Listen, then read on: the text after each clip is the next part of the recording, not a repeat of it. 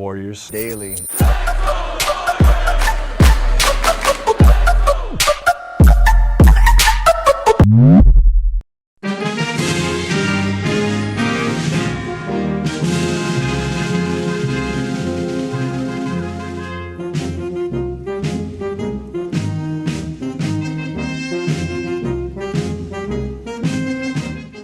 안녕하세요, 워리어스 델리입니다. 제가 지난 두 경기 리뷰를 하지 못하고 있는데 두 경기 다 패배를 했더라고요. 저는 어제부터 이제 한국에 와 있습니다. 그래서 한국에 꽤 오랜 시간 동안 머물게 될 것 같아서 준비할 게 좀 있기 때문에 영상을 만들 시간을 내지 못했는데 기다리신 분들에게는 죄송합니다만 그 두 경기 리뷰 영상을 보시는 여러분들도 힘들겠고 그 경기를 여러 번 돌려보면서 영상을 만드는 저도 너무 힘들었을 그런 경기이기 때문에 저도 그냥 모처럼 휴식이라고 생각하고 우리 그냥 잠깐 잊어먹고 지나가도 나쁘지 않을 것 같다 생각합니다.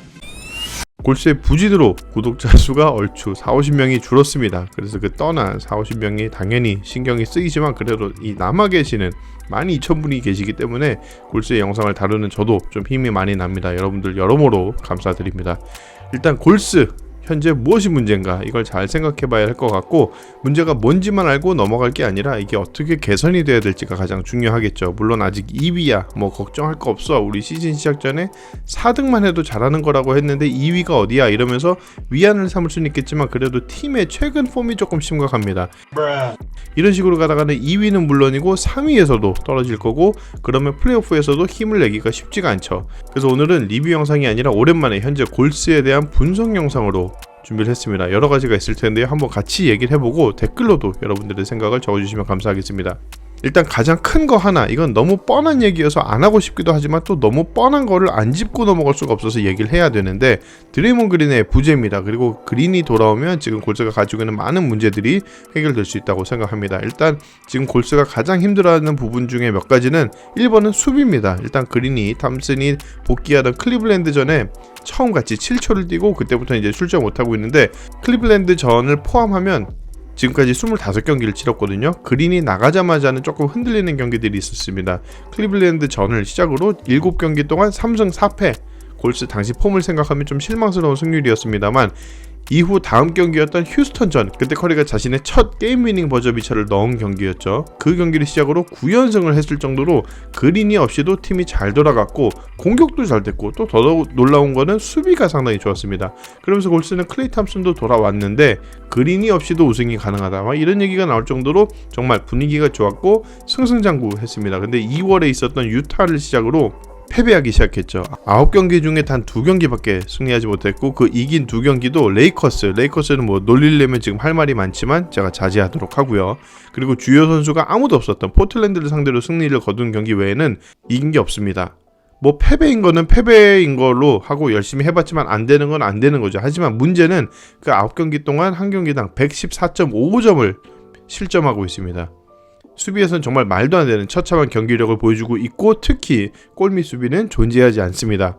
농구가 물론 5대5 경기고 그걸 넘어서 로스터에 15명씩 있는 거기 때문에 한 선수가 돌아온다고 해서 갑자기 모든 수비의 문제가 해결이 되지는 않습니다. 하지만 그린은 정말 수비에서만큼은 스페셜한 선수잖아요. 부상 전에 제 기준에서 그린은 올해 디펜시브 플레이어 오브 더 이어에 당연히 받게 될 거라고 생각을 했고 그린은 진짜 역대 NBA를 통틀어 봐도 수비에서만큼은 진짜 몇 손가락 안에 든다고 제가 자부할 수 있는 그런 선수거든요. 자기가 단순히 뭐 스틸이나 블락, 리바운드를 많이 잡아내는 게 아니라 그린을 통해서 팀의 모든 선수들의 수비가 좋아지는 거죠. 그리고 이건 경기를 보신 분들은 다 아실 거라고 생각합니다. 그린이 부상으로 나가기 전에 골스는 디펜시브 레이팅이 리그 전체 1위였습니다. 거의 팀 아이덴티티가 3점 슛이나 뭐 모션 오펜스 이런 게 아니고 수비라고 봐도 무방할 정도였는데 그린이 나간 1월 10일부터는 지금 NBA 기준 수비 레이팅이 리그 13위입니다. 저는 많은 분들이 아시겠지만 그린을 상당히 믿습니다. 그린이 돌아오면 골스의 수비는 자연스럽게 다시 예전으로 돌아올 거라고 믿어요. 그리고 최근 기사를 보시면 그린이 3월 중에는 복귀를 할 거라고 합니다. 저는 이 부상이 혹시 수술이 필요하다면 당연히 이번 시즌 못 뛰는 거였고 허리 디스크 부상이기 때문에 이번 시즌 아예 못 뛸 수도 있겠다. 그러면 골스의 우승은 물 건너갔다 이렇게 생각도 했었거든요. 근데 다행히 플레이오프 전에는 돌아올 거고 그린의 건강이 정말 골스의 시즌을 좌지우지할 것 같아요. 그리고 이거는 그린이 없는 거의 연장선인데 또 다른 문제는 볼 핸들러가 없습니다. 커리가 지금 볼 핸들러이자 포인트 가이드로서 플레이메이커이자 또 골셋에서 득점을 제일 많이 해야 되는 메인 득점원으로 역할이 있는데 그건 너무 많은 걸 요구하게 되는 겁니다. 한 선수에게.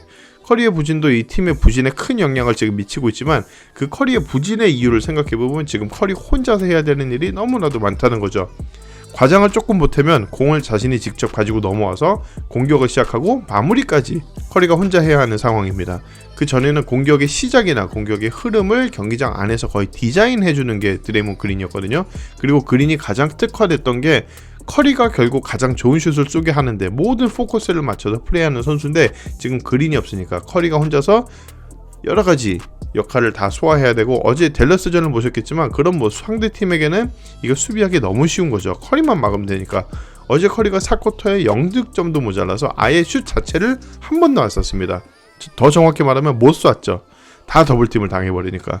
조던 풀이 지금 제2의 볼 핸들러 역할을 해줘야 되는데 조던 풀은 볼 핸들 잘하긴 합니다. 드리블도 잘하고 멋진 패스도 잘하고 뭐 빠르고 다 좋은데 조던 풀은 커리, 그린 그리고 심지어 이고달라급의 플레이메이커는 전혀 아니죠.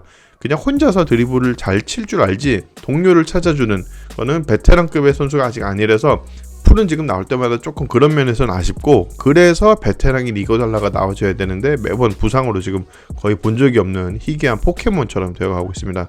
그래서 공격에서도 그린이 필요합니다. 그린이 그려주는 공격 패턴 그리고 커리가 가장 아름다운 슛을 쏘게 하는 그게 골스의 공격이 돼야 되는데 자연스럽게 커리가 살아나면 위긴스나 탐슨, 조던풀 이런 득점 자원들이 살아날 수밖에 없거든요.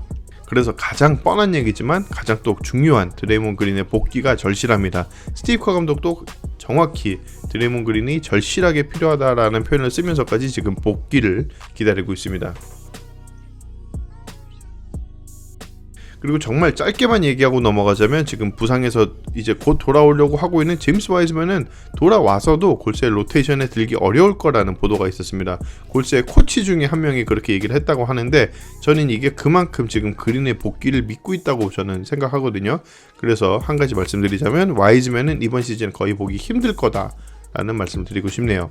다음은 이제 진짜 로테이션을 굳혀야 할 때입니다. 우선 첫 번째로 현재 지금 뛰고 있는 선수가 너무 많습니다.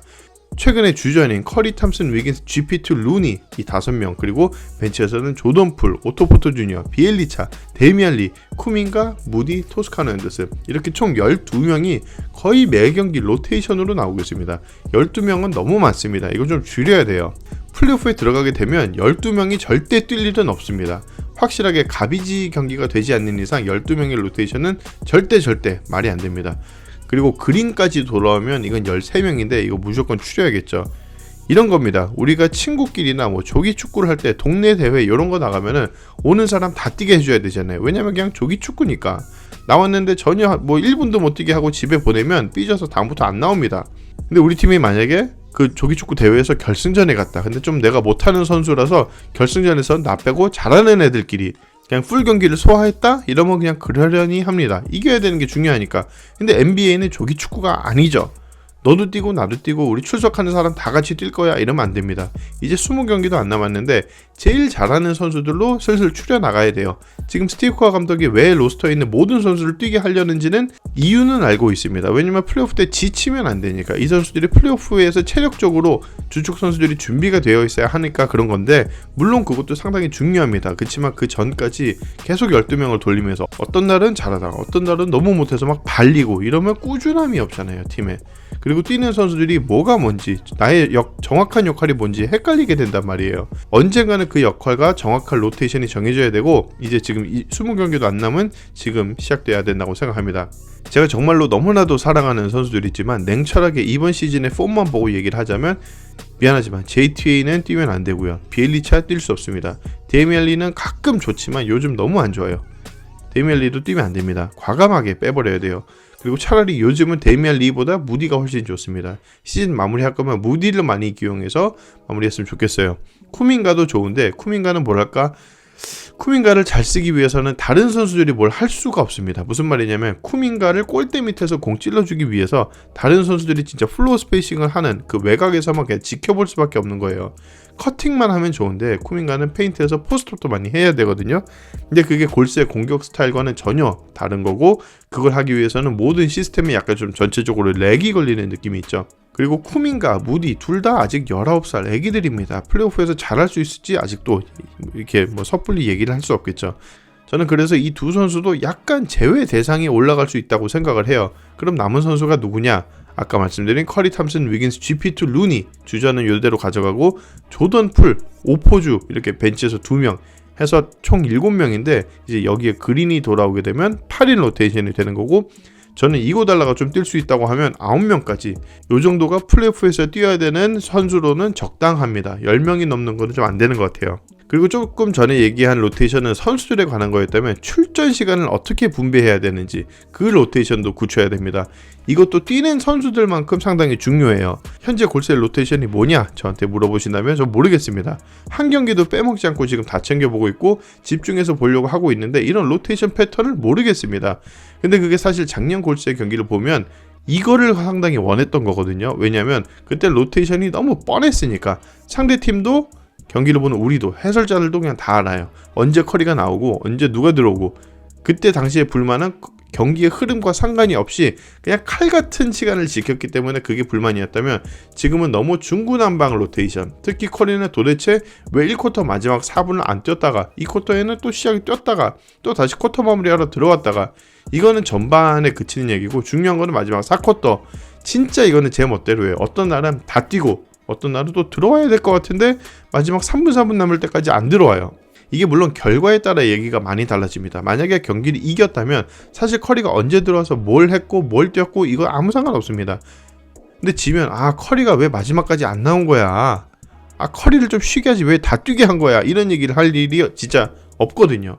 근데 그냥 단순하게 문제는 이런 랜덤에 가까운 로테이션이 팀에 그렇게 도움이 되고 있지는 않는 것 같다라는 거죠. 저는 칼같이 지키는 로테이션에, 올해 랜덤인가 싶은 정도의 로테이션에 중간을 찾아야 됩니다. 잘하는 선수 더 뛰게 하고, 오늘 영 감이 아니다 싶으면 로테이션과 상관없이 그냥 빼버리고. 근데 이거는 제가 계속 말하지만 말이 쉽지 경기 중에 항상 올바른 결정을 내리는 거는 감독으로서도 쉽지는 않습니다.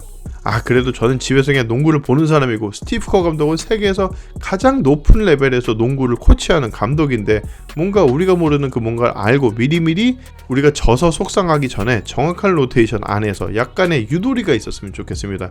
유도리라는 단어를 영어로 좀 말할 수 있으면 좋겠는데 그런 게 없어서 아쉽네요. 마지막으로 골스의 부진에서 이 팀을 뒤바꿔줄 수 있는 선수들은 제 생각에 딱 2명입니다. 앤드류 위긴스와 조던 풀이에요. 커리는 늘 커리가 하는 걸 할 겁니다. 그리고 심지어 케번 루니도 케번 루니가 할 수 있는 것만 할 겁니다. 이미 뭐가 어디까지 가능한지를 저희가 알고 있어요. 그렇지만 위긴스와 풀은 좀 다릅니다. 왜냐면 우리가 이 선수들이 뭘 할 수 있는지를 봤는데 그걸 보여주지 않고 있으니까 그렇죠. 위긴스는 진짜 맘만 먹으면 기본 20점씩도 넣고 남을 선수입니다. 피지컬도 좋고 사이즈 좋고 운동신경 너무 좋아요. 슛도 많이 좋아져서 진짜 믿을만한 3점 슈터가 됐죠. 근데 왜 자꾸 미드레인지에 집착을 하냐고. 현대농구에서 가장 비효율적인 슛, 미드레인지 점퍼, 그것만 주구장창 쏘고 있습니다.